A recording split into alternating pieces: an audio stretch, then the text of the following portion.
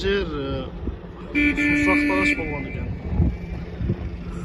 Халифа Харун Рашидтин аялы курган сусак талаш болгон экен.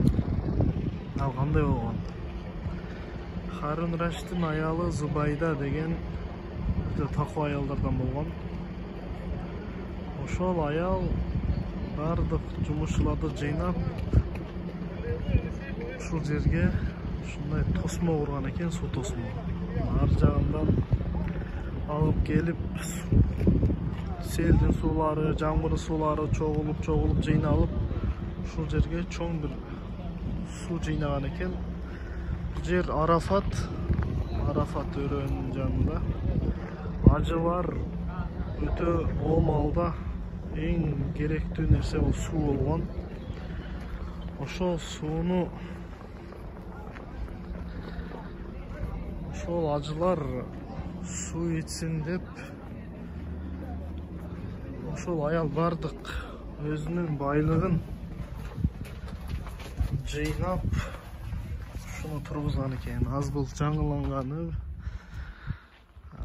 ушул өрөөн сууга толуп турган экен. Ажылар келип суу ичсин деген. Кийин ал аял өткөндөн кийин Зубайда бир күнү ошо өзүнүн туугандарынын бири түшүндө көрөт экен.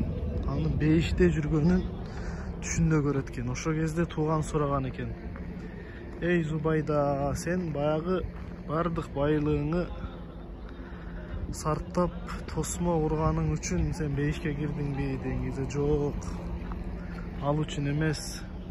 Мен түндө туруп 2 рекет тахажжуд окуйт элем. Мен ошол тахажжуд себептен Аллах Таала мени бейишке киргизди" деген экен. Ушундай падышалардын аялдары да болгон экен. Кудайдан корккон, таква, акыретин ойлогон.